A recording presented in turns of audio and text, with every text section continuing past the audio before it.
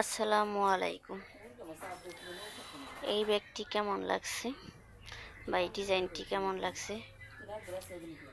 হুম এটা হচ্ছে ভিডিও হইতেছে। 4টা পুঁতি দিয়ে একটা লাইন এবং মাঝখানে একটা পুঁতি দিয়ে একটা লাইন, লাউ পুঁতি এবং মুক্তা পুঁতি দিয়ে এই পার্সটা বানানো। এখানে আমি মিষ্টি কালারের লাউ পুঁতি দিছি,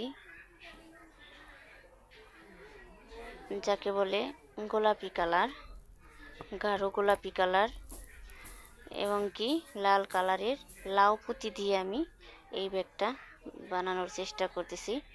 আপনারা চাইলে এরকম ছোট আকারের হাত পার্স বানাতে পারেন, আর যদি আরেকটু বড় করতে চান তাহলে এইখানে ছোট বড় সব অনায়াসেই করা যায়। একটু সুতা শুধু জোড়া লাগানো, আর জোড়া লাগানো কোনো ব্যাপারই না, খুব সহজ এবং খুব সুন্দর হয়।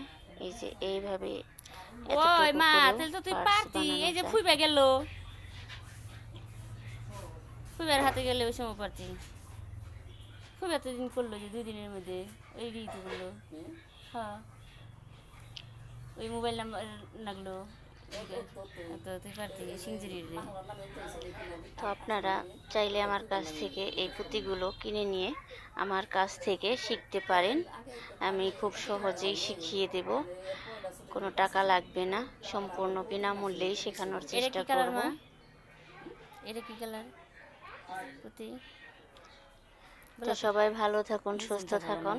মেরুনটা কোন আমার জন্য সমস্যা? সবাই দোয়া গোলাপি। করবেন, সবার জন্য আমিও দোয়া করি। সবাই সুস্থ থাকুন।